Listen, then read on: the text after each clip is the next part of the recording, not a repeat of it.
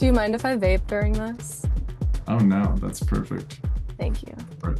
You can do whatever you want. I mean, Sweet. within reason. If it's if it's too fucked, it might not end up in the video. This has got to go on YouTube. But this is your book. Loved it. And I'm just gonna say, so as you're aware, you're the author of Pregaming Grief, relatively new novel out on Short Flight, Long Drive books. When I talk to people about the books I enjoy reading, I often reference horror or the unfortunately labeled transgressive literature as examples. More and more, this is probably bullshit in regards to my taste. I don't actually read much horror, and when I do, it's mostly boring or cheesy. Pre-Gaming Grief is the kind of book I love, which is to say, the close to memoir, emotional devastation novel. Recent examples include Love Me Tender by Constance Deborah, Molly by Blake Butler, and to a lesser degree in terms of emotional devastation, but I'm going to include it for the true to life poetic essays about art, love, sex, etc. Tonight I'm Someone Else by Chelsea Hodson. Anyway, I feel like your book falls into this genre, and I'm curious, do you have a categorization for what you're writing? Is this just memoir, or is this what is this universe you find yourself in regards to literature? Well, I love all the books that you mentioned, so that's an honor. But yeah, originally I was saying memoir, but also saying memoir is like a little tricky. Um, there's like a page at the beginning of the book that says that everything is fictional, which I think is like a legal thing. So I think that makes people think that it's fiction, but people have like reached out to me being like, there's a character named Danielle Chelosky in it. Um, Right. so I think I'm just settling with autofiction, but also I feel like I can't say that because most autofiction um, authors who write it usually like hate that term and don't identify with it. So maybe I shouldn't call it that.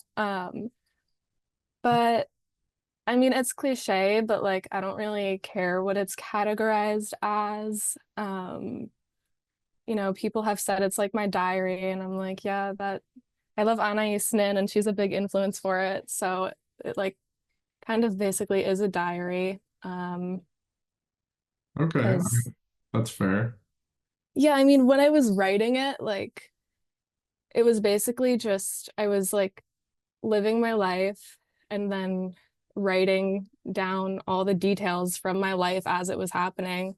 But then, of course, when I was putting it together, then that's a whole different process of like organizing my these pieces of my life into a cohesive story. So I think that's why it can be considered a little fictionalized because, there's always things that are omitted. Right. And I mean, I'm of the opinion as someone who's written a lot of auto fiction and who is both proud of my work and equally embarrassed. I don't know why. I mean, it's just I think this is part of doing this shit. It's like, yeah, I think, going through your own personal filter, is anything actually like real life? I mean, I don't know.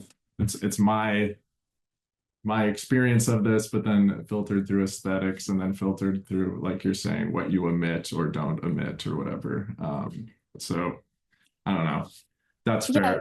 there's a there's a quote from I just realized I've been pronouncing her name wrong because you just said her name, the author of Love Me Tender. Oh, well, so I thought it was Constance, and then I went to a reading of hers in LA, and everyone was like, Constance, Constance. And I was like, all right, well, Well, she's, yeah. she Wow. has a quote in like I think her interview with The Guardian or something about how like she considers her work autofiction just because the process of like structuring it into a story. And I'm like, yeah, that makes sense. Yeah. Why is everyone embarrassed about autofiction? I mean, I have my own thoughts about this, but it seems to be something that is so popular and yet so like I don't know, criticized, but everyone has a kind of ick feeling around it. And yet we all fucking read this stuff. I mean, half the books that come out these days, I feel like that end up on my pile are auto fiction, and a lot of them I really love. And if we're going to include Pregaming Grief in that, whether or not you consider it auto fiction, I mean, it's a great book. Well, yeah, I interviewed Jeff Rickley last year, and he made the amazing comparison of how autofiction is like emo. And I was like, yeah, that makes a lot of sense. But yeah, I do feel like it's like because a lot of autofiction sucks. Um, but I mean, I would say like early examples of it are like amazing, like Chris Krause's I Love Dick or Right. Ben Lerner's stuff. Like, but yeah, I feel like Ben Lerner, I feel like that's a good example because um I remember in one of his books, he the character who is like based off of him like lies to a girl trying to impress her, like get her sympathy to sleep with her, saying that his mother is dead. So I guess that's a good reason of why autofiction would be like embarrassing. Yeah, fair enough.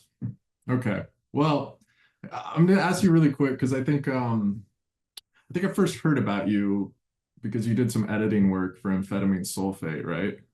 Mhm. What did you work on? I saw, for example, you tweeted that you caught a typo in the new Dennis Cooper collection Flunker, right? My biggest flex, yes. Yeah. Yeah, it's totally weird because I feel like I am like in horror lit world for some reason when like I've tried to write horror, but whenever I do, it just like sounds forced. It doesn't work. But I got into amphetamine sulfate because Isabel Naku, her stuff is just so Yeah. fucking good. But I edited David's Blood Letter, Oh, you which did. yeah, I like accepted it. Phil was like so eager for me to like do stuff at amphetamine sulfate, probably because he like does all this shit himself, which is insane. He's like a madman. Yeah. So yeah, I was absolutely amazed by David's writing, which was exciting because I am pretty picky with like horror stuff, but like again, like the category of the writing doesn't matter, just like his sentences blew me away. I opened that book. I have it, and I don't know, my stack of books is so big right now, and I need to read it, but some stuff has happened in my life recently that made me slow down. Okay, I'm gonna touch on this fair. a little bit, but all right. Well, what I've written here is I said I read some of your interview in the Creative Independent. Reading that, and from reading your novel, it seems that despite whatever chaos is going on in your life, you have a pretty intense work ethic around your writing. You've done a bunch of internships for various online and print publications. You've worked your way into at least two well-respected contemporary small presses, which I'm going to say amphetamine sulfate and what is this? Elizabeth Allen's press Yeah. is where this came out on. Been chatting with her recently. She's actually really sweet. Um, you allude to wanting to write a big commercial novel, etc. So from my vantage point, you're also really fucking good at this, and by this I mean writing. And am I correct that this has all happened in your early 20s? I don't know how old you are, if you're willing to say that, but it seems like when I was reading your book and you're mentioning things about being in college, like during the pandemic, right? Yeah. That's intense. So I didn't have my first real book published until I was 30, and I'm of the opinion that most people don't get good at their craft, whatever that might be, until they've been working at it for at least 5 to 10 years. So my question is, when did this all start for you, writing and more specifically wanting to write books? And when did you become serious about it, if that's even something you consider yourself to be pursuing? Because it does seem like you have a strategic sense of like how to get published and how to go after what you want beyond this. Yeah. I'm 23 Jesus and Christ. Okay. I'm just like kind of insane. Um, I've just like always been a writer. I don't know why. Like I've just always, since I was a kid, just loved writing. And I guess I've also always had an intense fear of death. So I think those two things have coalesced into, since I was young, I just wanted to write and publish a novel like as soon as possible, like or else I would die or something, I guess. So yeah, I just feel a lot of pressure to do everything as soon as I can. Um, yeah. I mean, that's a fair answer. And I think that, but I think the difference between like someone like yourself and the majority of people, and I guess especially people who consider themselves artists or writers or whatever, like there is like a dream, right? Or like an idea of yourself, or at least like a mood board of what you envision your future to be. And most people like that idea. Like, I'm a writer, I want to live in the mountains and fucking type on my whatever and live this idyllic life. And then most people just don't do anything, or they go to work. I mean, we all have to do some stuff to make a living, unless, you don't I definitely have been the former though. Like last year, I randomly moved to this small city in Pennsylvania for some reason because I was like, I'm gonna make my own writer's residency and work on a novel. And I did, but it was, once that fantasy comes to life, it's never like what you want. Um, so yeah, I don't know.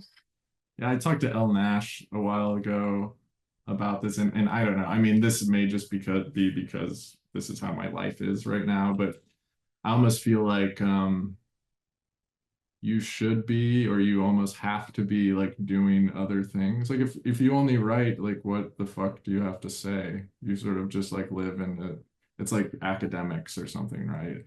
Like they may be very intellectual or whatever, but I feel like there's a very little grasp on like how the world functions. And if you're trying to write beyond your journal or like whatever Yeah, it I is. actually feel like that's a big problem with autofiction too, is that most of it is so out of touch and like these people are just writing about the little bubbles that they're in and like the only people who read it are the writers that are in that bubble and what they're talking about like isn't that important. Like it's never that deep.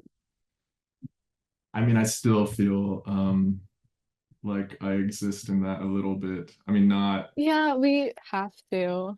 because it's, I mean, part of the culture right now. I mean, I guess a lot of people read books, but probably not the kind of books that you write or that I write. I mean, some people do. I feel like you might actually be getting more traction with this release than my shit, but uh, which is great and congratulations, very well deserved. Uh, Thanks. but like I feel like in small presses, the majority of people reading books are other writers writing books for small. Yeah, unless like a book TikTok goes viral. Yeah. And then there you go. You're set for life. Um, Wait, briefly before I move on, how did you hear about Isabel Niku? I don't even know how to say her name, but that I'm hoping I was right. I don't, I mean, but I loved both her books that came out on amphetamine sulfate. But when you say that's how you found out about amphetamine sulfate, that's still like, who the fuck knows about that? You know what I mean? She she has a new book too. She has three books on amphetamine sulfate. You have to stay tapped in, dude. Wait, it's published already? Yeah, it was like last year, Stricture. Wait, I've read Stricture. I've read. Oh, Wait, what are the? Paresis All right, I've read that one. So what's and the Genesis. Genesis Priestess? Oh, wait, do I have all of them? Oh, Jesus Christ. I don't know. I mean, I tried No, but with the amphetamine sulfate stuff because Philip basically, like, I had published several books before, but no one gave a fuck about them until amphetamine sulfate. you're And right though. She is like a hidden gem. yeah, I found out about her through Chelsea Hodson, which is how I found out about like a lot of great stuff. And I can thank actually going to Sarah Lawrence for that because I was assigned like an excerpt of Tonight I'm Someone Else and I was never the same again. yeah, she's the best. I don't know what to Yeah. say. I was also really, really lucky to have met her during that book tour, and we had It's not like she and I are super close, but we've become friends ever since, at least from a Flex. distance. Yeah. And And it's crazy to me because she's also on the Nothing album cover, Dance on the Blacktop, which right.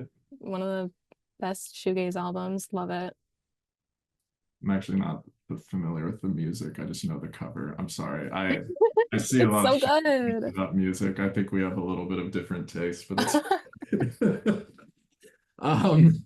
all right.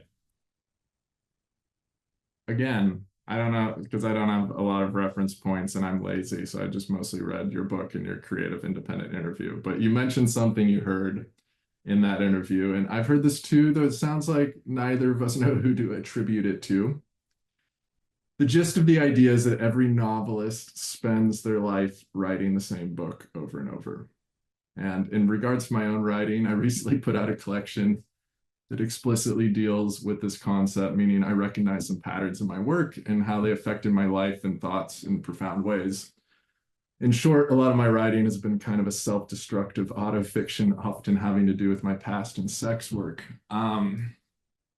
When I started putting together my last collection, I had a thought that my life had reached this like nice equilibrium and I wanted to go after something else, perhaps something more aspirational. And at any rate, I imagined a kind of transformation. And then the book came out. And several months later, life did its thing to fucking throw me off balance. And I know I'm not the first person to go through this, and I don't want to really linger here, but I'm getting a divorce right now, which is brutal to put it mildly. And this feels kind of stupid to say out loud, but I have this instinct to want to like process the emotional heaviness through writing. And all of my books, I think, have started with like a need to figure out a problem. And all of them have turned out to be a variation of the same fucking thing. So getting back to you and your work, I started reading Pregaming Grief a few weeks before I learned that my marriage was over, and then my reading slowed to a snail's pace. So it took me a few weeks longer to finish, and I know it's a small book, but that was just where I was at, uh, probably still. But I became like this teenager, sort of like underlining passages or photographing them to post on social media. So thank you for aiding in this process. I mean, you have written like the perfect heartbreak novel. I have to say, Oh, that's new blurb just dropped. fuck yeah. I mean, you're welcome to steal that. Anyway, I'm curious if you think that as writers, we sort of we sort of curse ourselves early on by choosing a trajectory. I mean, you start your novel off with a quote by someone I've never heard of, Annie Ernaux, that reads, "I write in lieu of love to fill that empty space above death." Yeah, I mean, every book needs to have like a problem and an obstacle. And yeah, I feel like as I started pre-gaming grief, one of the most difficult parts was like not really knowing what it was about. And as I was writing, it's like the big problem kept changing and I didn't know like what it was really about until like a year or so passed and I could process everything from like a little bit of a distance.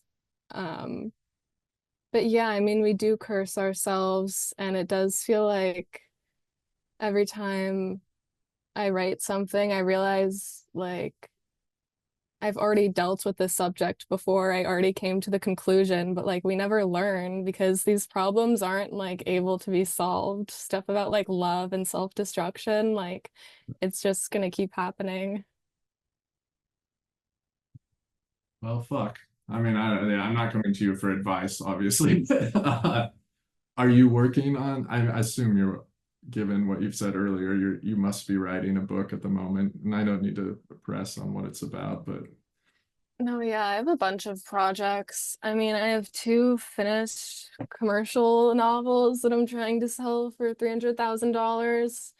Um, $300,000. So, wait, how do you come up with that? Do you know people who have published yeah, novels? That's what they get, huh?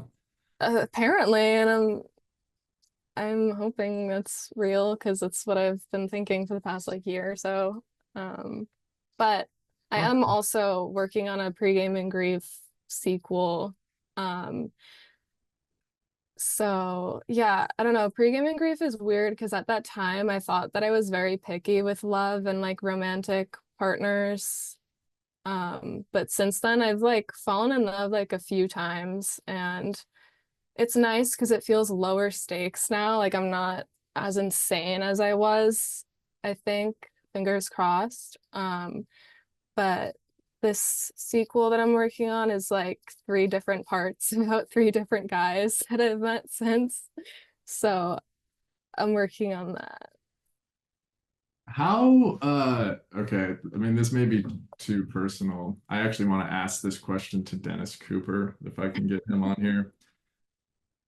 Because, all right, and I'm going to use him as an example, and I don't know, I kind of hope he doesn't watch this because I think he's watched my conversation with like Thomas More. I don't know how into you he is, but anyway, he was like my favorite author for a long time. And Pre-gaming grief wasn't on his list, so was not on his list? I'm gonna go get hit by a bus now. Like, what's the Well, hold point? on, but did you send it to him? Because I feel like you kind of have to like reach out to Dennis. Yeah, I sent it to Phil to send to him. I have to bother Phil about that.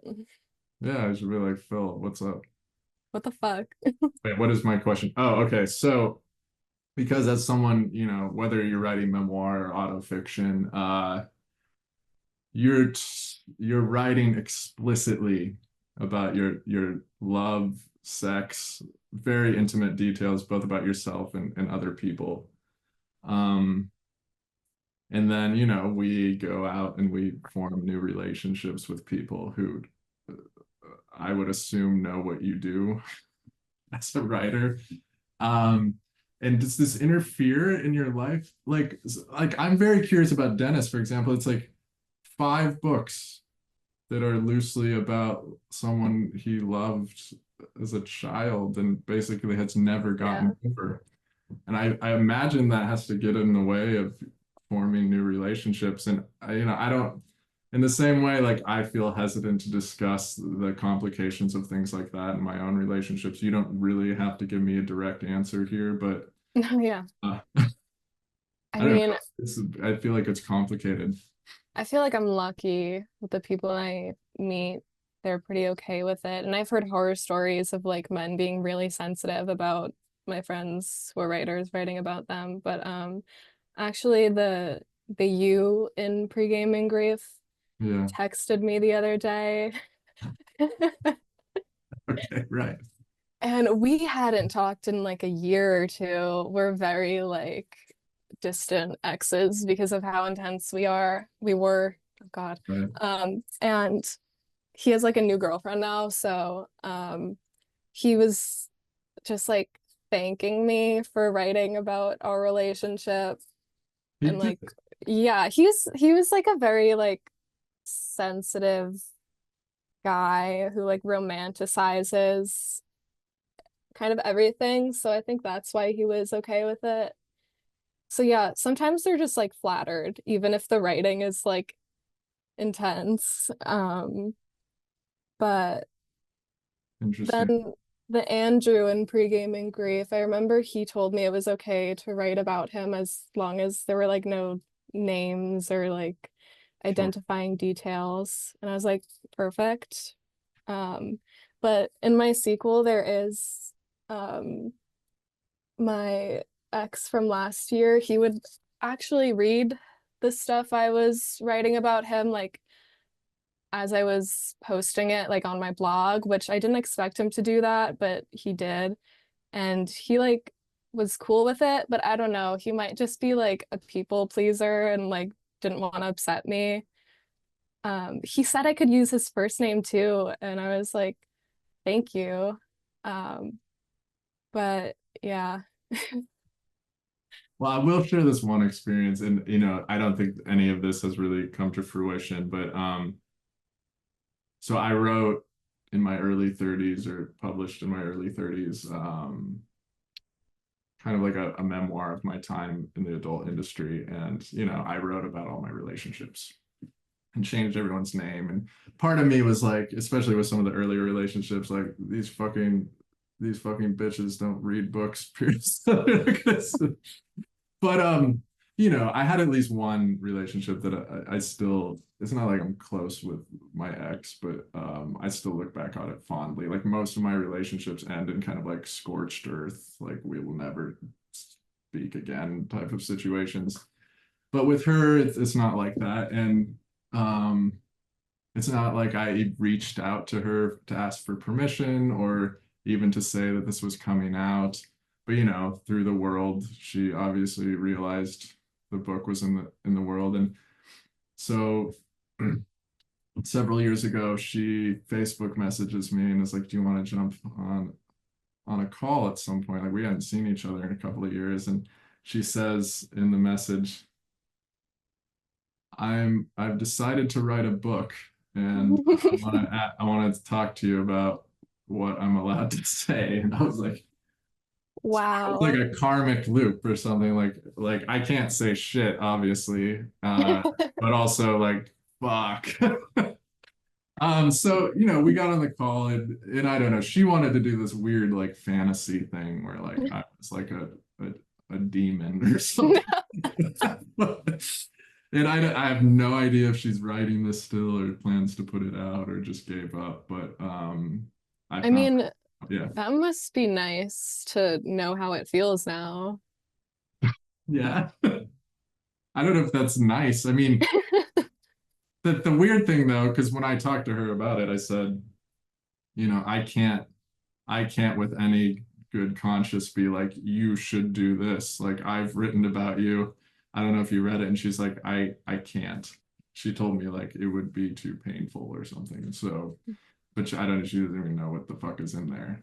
And I don't think I said anything really negative about her. I did about other people. Um, but I mean, this is one of the things recently, just within my last collection, because I don't know, I had this experience writing about my father and making up some mean things about him, but also saying some real, very real things. And he ended up reading that shortly before he died, and it was Oh kind my of God. an intense thing for me. And I made a decision like, I can't not write about my life in some way, but I kind of don't want to do like explicit autofiction anymore. And yet I read it all the time. Like I love your stuff. I love Constance. Yeah. Blake's book. I don't know if you read Molly. I think a lot of people are really Yes, I bad read about. Molly. How I do you loved feel about it? Molly. Me too. I think it's brilliant. I think what's so insane about people complaining about it is that if what they took away from the book is that Molly was a bad person, like that's your fault for reading it that way because I don't think Blake was portraying her that way at all. Neither do I. I think it's incredibly sweet, honestly. I mean, it was a fucking long relationship. Everyone is going to go through brutal stuff or do things that they regret or and I don't know. I don't know if she regrets it. We don't have her opinion on the matter, but you know what I mean? It's like he cheated. He wrote that in the fucking book too. It's not like this is like, oh, fuck her. She's this horrible person. Like he ends it with literally like a love letter to her. I was like, broke my fucking heart. Yeah. Yeah. Um, but what you said about your dad, fun fact, I'm actually hiding pre-gaming grief from my mom. So, and I live with her, so that makes it more fun. Wait, she has no idea you put this out? I don't think so. I hope not. Okay. Well, I mean, fair enough. I have a weird relationship with my mom around this stuff. Because, like, my mom is probably I have had a very fucked up relationship with my father and didn't really live with him for a lot of my life. But my mom has been like the person in my court forever. And so she'll read everything I write, but every book I put out, she calls me up like a couple months later, like sobbing, like, "Are you okay?" Oh Like, my God. and at this point, I think she's gotten used to this. And I think actually she told me she doesn't want to read any of my newer stuff. She understands where I'm coming from, and it's just like I don't need to see that anymore. So, Yeah, I mean, I've talked about this in therapy a lot, but my mom is just super normal. And she like raised me Catholic and stuff. And yeah, I think just the idea of like just casual sex is like crazy to her. So just Mhm. the idea of pre-gaming grief would like kill her. Well, what is your okay? So what if you get this? What if you get everything you want? What if you get the $300,000 novel? I mean, Well, that's fine because that's fiction. oh, it is. Um, It's not about yeah. you just being a big slut and getting your heart broken. No, I it's mean this in a positive way. Yeah, yeah. more of like a metaphor for slutty stuff, All if you right. feel me. But you would show that to her, right? I mean, at Yeah, that point, that's your fucking part of your career, more or less. yeah. Um, I was gonna say this before, but this chat is really fitting because a few days ago I did a reading and got pretty drunk and then had sex with my ex after. Wait, the U X? No, no, none of the pre-gaming grief exes. No, no, no. All right. Well, that's, I mean, whatever. If this is part of life, I don't even know if this is a bad thing to do. I mean, Yeah, probably no, in some way, but I'm not as messy as I used to be, so now I feel like when I let myself be a little messy now, it's like responsible, fun, messy, which is nice. that's good. You're like at 23 years old. Yeah, I all I know, the I kind of feel like I'm 80 already. Like I'm so boring now. yeah, I'm sure this will be. I mean, at least A in my cycle in a cycle, couple of years, it'll be I crazy. I like to be like, oh, I'm an old man now, and then you know something happens, and I have my way of dealing with I it. mean, It's usually not good. I feel like relatively speaking, I am like not much of like a crazy party person. Like I haven't done like any drugs because when I was 16, I had a bad experience with weed and With weed. s- yeah. So Okay. like the other night my friends were doing coke at the bar and they were trying to peer pressure me into trying coke for the first time and I was like, "No, no, I'm scared." I was straight edge between 18 Uh, and 30 wow. and do anything. Raw dogging life. Yeah, that's all gone out the window. But I mean, I I'm pretty moderate, I'd have to say. Like I, I don't think this is going to be an issue for me in terms of like addiction stuff. I'm pretty good friends with a lot of people like in AA and NA and stuff. And I'm like, yeah, I can just go have a few drinks at dinner. It's okay. Yeah, Um, I've definitely had a problem with alcohol, which you maybe recognized in pre-gaming grief. I well, was sober for I was sober for like a while last year, and I recently just started dipping my toes back in. Um, yeah, I don't know. The fun thing about me is that now I only drink White Claw and red wine. I haven't drank liquor since my 21st birthday. do you like White Claw for real? Fuck yeah, I love White Claw. And did you know I gave Philip Best his first White Claw? I didn't know that. I have to Yeah. say though, the photograph of you two at like South by Southwest that he posted, or maybe you posted, it's very sweet. I think Yeah. he's like, I left that press more or less just because I wanted to try and have like a bigger audience or have the availability of that. And it was just the small print runs were just like whatever. But I don't know. He's like I feel like he's like a patriarch of the small lit community, at least the part I'm a part of, and I will forever be grateful to him and kind of look up to him in a pretty profound way. So I don't know. That's cool that you two are like close-ish. I don't know. Yeah, yeah. Good, good. Yeah, we still DM here and there. Uh, you know, he gave me some divorce sympathy, which was nice. I needed that. Um, Whatever. He's a good guy. Though I fucking hate noise music. My God. And I'm probably gonna blame him for the rest of my life. Uh, I actually think what he does is quite interesting, and I wrote that to him. I kind of like some of the even the new consumer electronics stuff, but I'm not gonna put it on ever. It was like well, I think this is like kind of an interesting piece of work. But you know, like half the fucking people he published for a while were all like noise musicians, and this is some of them are phenomenal writers. The music is I don't know what it's I I don't think think I even knew that. yeah. Like, which authors are noise musicians?